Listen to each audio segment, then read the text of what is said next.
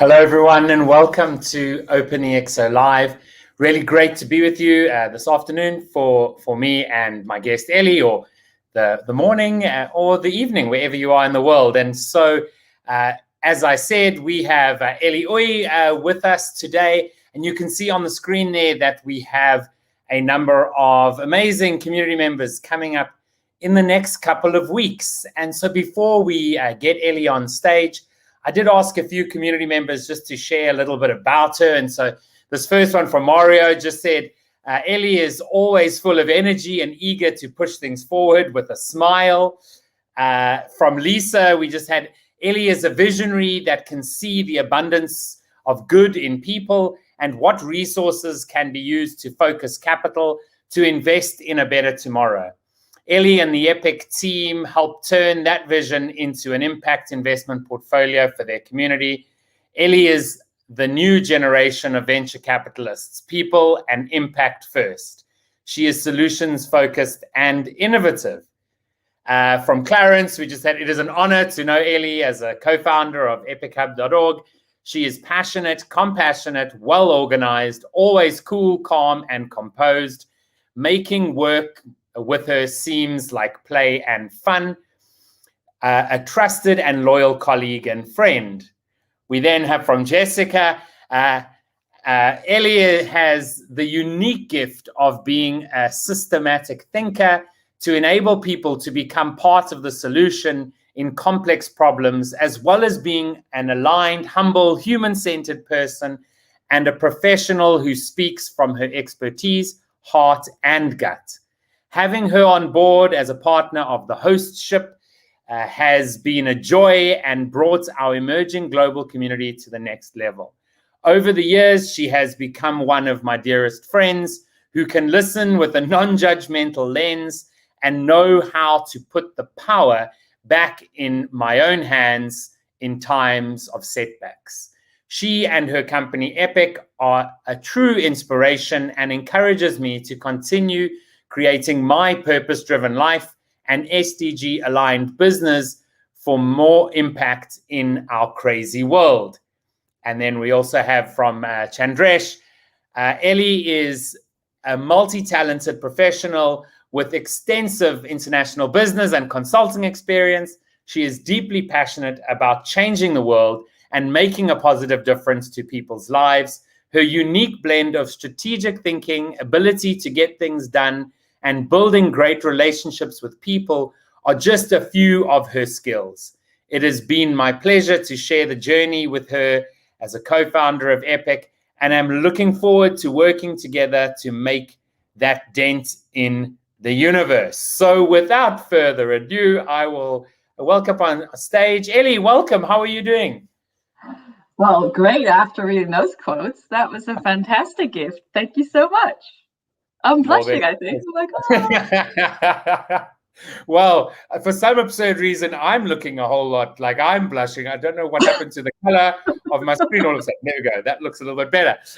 So the camera focusing in the wrong place. So, Ellie, welcome to OpenExO Live.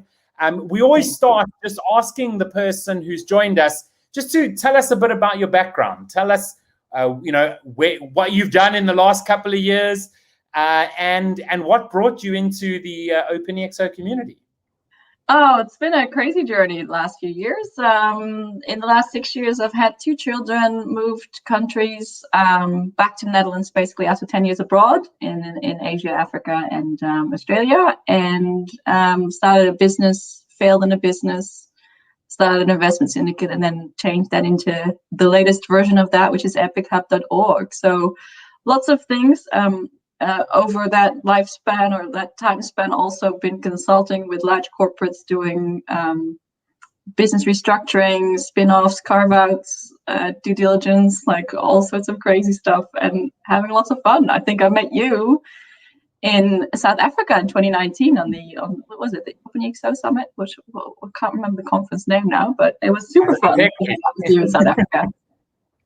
Yeah, no, absolutely. So with all that travel, as you said, working 10 years abroad, you've obviously have got to see many different sort of cultures, not only sort of like national cultures, but also work and organizational cultures.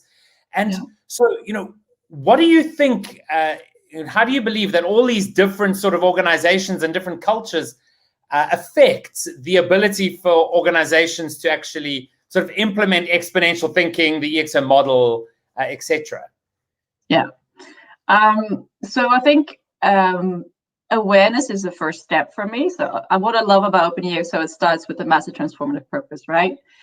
Super powerful because it's kind of like a galvanizing vision or ambition that you have internally. Every organization, every society, every type of collaboration has people at the center of it. So I think Jessica said as well, like human-centered design, right? We're all human. And I think if you can make the human part and connect to the human part of it and actually get people to engage on their massive transformative purpose or the business transformative purpose, then you can move mountains and then you can implement the framework or the methodology really easily. I believe some cultures are much more prone to change than others, but it doesn't matter what culture you're from. I think if you go back to the basics of humanity and humanness and people, then there's always a way to connect. And as soon as you can connect and you can really build that relationship, then you can also build the awareness and then move towards exponential good. Because, why else would you go exponential, if you ask me? No, absolutely, 100% agree with that, and I think when teams are working perhaps cross culture, it's about understanding culture that can help the EXO model. I know in our community, it is a generalization, but most of the Dutch people are quite blunt and just say it like it is, and that can be quite difficult for some of the maybe Asian people in the community, But understanding that can help as well. Now, you mentioned MTP, being sort of pivotal to the EXO model, and so could you share like your personal MTP with us and how you came about formulating that? Yeah, my massive transformative purpose is to have a world where there is enough for all. I believe there's an abundance of everything that we require as humans. It's a matter of redistributing that. And I believe that capital is at the heart of that. So if you change money flows, then the redistribution happens automatically as well. Hence EPIC. But that's not how I got to that. I think it really got crystallized across a number of conversations with a number of key people in my life, asking the question, so what does that mean and why? And what does that look like? And I keep on exploring that. So I think it was an evolution of it across, I think, a year or so of having, conversations with people that understand the methodology, that understand what an MTP is, and having exposure to other ones as well. So I love doing the EXO sprint process for EXO consultant. That was super fun, but also helped to galvanize around that. So, yeah. No, absolutely. There's an MTP creation sheet that was created by the community probably about 3 or 4 years ago, together with Growth Institute. And the one thing it says is like, share it, right?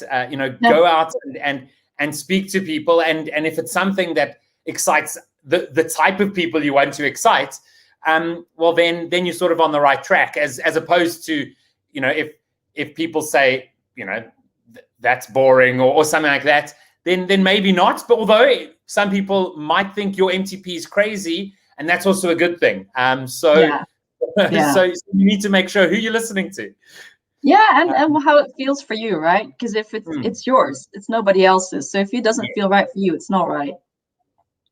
No, absolutely. Now, like you said, I mean, you're extremely passionate about making an impact on the planet. I think on your LinkedIn bio it says even since a small child you were determined that you were going to make an impact on the world. And so if someone is thinking, okay, well, I'm entrepreneurial, I think I need to actually start a business, what would you recommend they actually do first? I think 2 things. One is get really curious about what makes you happy. in terms of what gets you excited. So that MTP part, because that's your internal fire. And if that goes out, then why are you doing it? Right? Because if it makes you unhappy every day, why you keep doing it? So it's the stuff that will get you out of bed even when times are hard. Second one is to say, okay, if you know that, and if you know where your interest lies, what does the world need? So I love the Ikigai framework for that as well. So like a little bit, what does the world need, but also what can you get paid for? And start understanding the market, understanding the dynamics, the systems at play, so that you can actually change the system rather than just be a cog in the wheel. Absolutely. And so, I mean, you don't necessarily, I mean, many people go out to say, I'm just going to try and make as much money as possible, but that can sometimes, I guess, blow up in your face. Sometimes I guess it works for some people. Although you'll often find that, those founders of startups, the second thing they're doing is something more around purpose, right? Because that's what fulfills you at the end of the day. And so, as a co-founder of Epic, do you want to quickly just, outline, well, what is Epic, epichub.org, for those that are watching? Yeah, absolutely, because it's my passion. So Epic is really closely aligned to my MTP of having enough for all. Our mission with Epic is to democratize investments to accelerate impact. So Epic is the place where you go if you're an impact investor, an impact-driven business, or a business owner, and you need to raise funding. What we found in investing as an angel is that the equity game is rather broken. It's quite wasteful, and as soon as you start negotiating, the impact side falls off the table. It's not aligned in terms of making sure that investors are leveraged, making sure that founders and investors are looking and working in the same direction. It's quite an awkward dynamic between investors and founders, and it takes the power away from founders. So that system is not necessarily working specifically not for purpose-driven people, because they don't necessarily want an exit. They don't necessarily want to be bought out by big companies. They don't necessarily want to lift and shift to a private equity firm in 3 to 5 years' time. They want to make the impact on the world. They want to make the world a better place, and they want to collaborate. So very different model. So Epic is geared towards using revenue-based financing as the financing instrument instead of equity, so that you as founders remain in control of the company. That's a non-dilutive financing instrument, yet you can still raise capital to grow your company. For investors, it's attractive because over time you get your investment capital back instead of being locked up for X amount of years and having to sell to the next investor who's potentially interested. The revenue, actually, a percentage of the revenue gets paid back every month or every quarter from the company into your pocket. And so it's attractive because it de-risks from an investment perspective, and it's good for the world, because if you combine impact-driven businesses and you put some fuel into that in terms of capital, and then you surround them with investors and people like mentors from the EXO community with connections and smarts, then you put a lot of rocket fuel in, and the world becomes a better place because they are having the impact. So that, in a nutshell, is Epic. It's the matchmaking platform to bring founders and investors together around revenue-based financing, focus on impact. Amazing. So ultimately, the focus is on those organizations that are already generating revenue. Is that correct? Yeah, and that's because the risk profile is a little bit lower, and you've proven that you can generate revenue, so it becomes a believable story for investors. Absolutely. And so if I am a startup founder who's watching this, who's got an organization that's generating revenue, and I've just heard, wow, this sounds like something interesting, what should I do? Well, two things. One side, if you do need growth capital, because if you can grow without growth capital, then it's even more powerful. It's organic growth, we call that in non-layman terms. Second one is, if you actually do need growth capital because you want to scale exponentially according to the EXO framework, then go to our website, apply, as an investee, and we'll get back to you in terms of whether you fit the criteria. There's 3 filters. One is are you impact driven, which SDG are you aligned with really? What kind of impact are you trying to achieve? 2, are you generating revenue, like you said? 3 is, are you exponentially scalable? Because if we want to displace and or augment the funding market, the capital market, then we need to outperform and or perform on par with the best performing venture capital funds in the world. That means a 5 times return in 5 years, or an internal rate of return of 38%. If people now kind of go, whoa, then that's okay. We can talk about that later. It's basically, if we want to do good and do well together, we need to do the well part, like making money part, as well as the non-do-gooders right now, right? Otherwise, we won't actually be able to compete. So that's the aim of the game. Go to the website, apply. We're happy to chat, and we're always happy to help as well. So if it's not us, we might know other people. Amazing. And as you say, you might know other people. You, of course, have a community that you're also growing, and every, I don't know how often it is, every so often I know you host some roundtables. I've joined some which have been fascinating, with also people from around the world, different impact focused funds and startups. Yeah. Do you have one coming up soon? We have a startup currently going through the diligence. Hopefully we'll be able to do a raise with them. So keep an eye on our website, and then there will be a roundtable connected to the market or the industry that startup is in. We haven't scheduled it yet because we want to make sure that the startup actually is all lights go, green lights to go and raise, because then people can actually galvanize around the topic. Yes. And even if you don't fund the startup, you might know someone who can help them. You might know a piece of industry information that they need. So it's really around connecting and leveraging each other's smarts, skills, and connections next to capital. Okay, no, perfect. And also community members that are watching this, that see this for the first time, that say, oh, that's something interesting. What should they do to connect in, whether it's around being, mentors, investors, etc. Yeah, if we're always welcome. So we use the crowd modeling part of the EXO framework as well. So we're always looking for community members. We look for people who can help us with the due diligence on companies in particular industries. It's usually on demand, but you can also refer deals to us. That way you can actually get a commission for that. If it all goes well and if everyone wins, you win as well. That could also be put towards the investment opportunity so that you can become an investor as well. So there's multiple ways to roam. But basically, we're of the philosophy is like, if it's not us who's winning, then if we're winning, then everyone should be able to participate. Post-investment, we're looking for mentors to help the startups de-risk and grow their revenue profile, as well as grow to profitability, sustainability, because we can't have an impact if we don't have sustainable companies supporting that.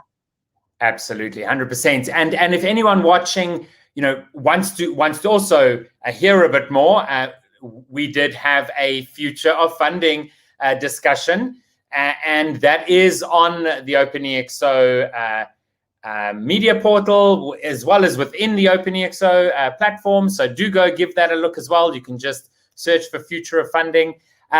So Ellie, I have a question.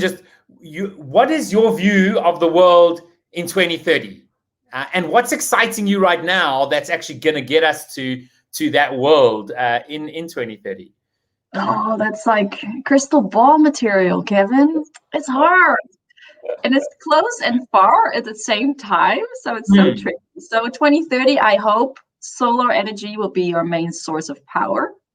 Why? It's because it would then completely democratize and demonetize energy. I wish EPIC would be a huge success, and revenue-based financing is the next normal in terms of raising funds for startups and growth capital, along with venture debt. And I would hope the trend now is that impact investing is becoming the new sexy. I would like that to be the norm. So the normalized version. So if we think something is normal, then it's a no-brainer. We don't even think about it anymore. So I would like to have impact as a criteria, as an investment criteria, or even as an ESG, because it's slightly different to impact, as the baseline, like nothing else will do, right? If you don't do good, and if you do no harm, then you're okay. But if you are doing harm, that's not normal. Yeah, So I wish for a world where that's the case, so that we all live in a better world. Basically, it will benefit us. It will benefit the planet. We can actually live on it for a little bit longer. Absolutely, and I mean, speaking about about the idea around energy abundance, I mean, that unlocks so much that we've never been able to do. And actually, this week I came across a boat that's sailing out there called Energy Observer. It's actually been around since 2017, and it's completely solar powered. And when it's got extra power, it's turning water into hydrogen, and then that hydrogen can then be used to actually power the boats as well, right? Just so amazing. And cool. Yeah, they've been floating around the world for like almost 4 years, using only renewable energies. So amazing. Ellie, I cannot believe the time has sort of come to an end. As we say, thank you for joining us today. One thing that you want to just share with the audience as you head off. The one thing I think, choose happy.